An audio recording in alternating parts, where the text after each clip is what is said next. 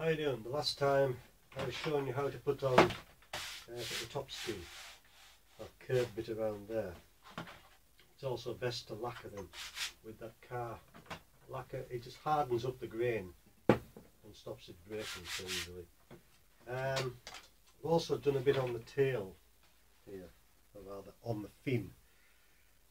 The piece here, that when you make it, would take the stabilizer, which would have the elevator in, and you have to get that straight. That is absolutely essential. I found the best way to do it was just to put in a piece of wood of the same thickness and get that absolutely straight like that. As long as that's straight along the plane, when you put in the stabilizer, it also will be absolutely straight. And once the glue's dry, you just lift that out, job done. Now it has to be skinned. The skins are a real lark. So what I found the easiest way to do this was, if you get your balsa, and it's quite a hard shape to make, if you get a piece of balsa, 1/16 along the grain, then you hold it up to the light. If you haven't got enough light, you just put a torch behind it like that. Draw around the shape, which is real easy. Then you cut it out and you draw around that one and you get a pair. All these shapes are not actually on the plan, so you kind of have to make them yourself. Then all I would do then would just be, just get the right side one, get that, and then it just fits onto there nice and straight. As you can see there, makes a nice smooth flow into the bodywork, and that would be balsa wood because it's lighter, of course. Now the next bit, I haven't shown you much of the skinning on the underside because it is just rectangles that you slice out, stick down, and that's it done.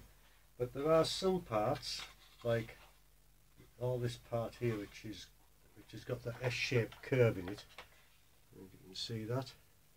Got the S shape going in like that, and then a straight curve there, so that's quite a hard one to make, so I'll show you that one, and just that last part of the underside, and I'll show you that as well. Right, I'll bring you over for that. Right, the underside is in the light ply. Now it's fairly strong, this stuff.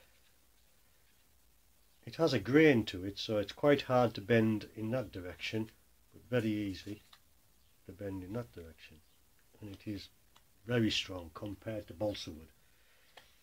And the useful thing is the memory it has.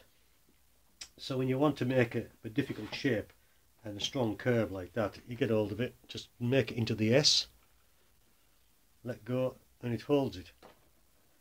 So you can see how that would go into there. The other piece is just exactly like the rest of them, only it's a slightly different shape, and that just drops on, and then you hammer in the pins and let the glue dry. After that's done, I always spray it with a bit of lacquer, because you have to remember this is a boat, so it has to be waterproof. If it leaks in and gets onto the balsa wood, which is like sponge, it's destroyed. So you just spray that all over the inside as much as you can. I think that's pretty much it for now. Oh, just the bits for the fin I was just showing you. What I would also do is just take a little bit of sandpaper, because if you put a square edge onto a curved edge, you're going to get a line. But if you were to just rub that down, a bit of sandpaper into a slight angle, then when it goes against the curved skin, that's a nice smooth edge.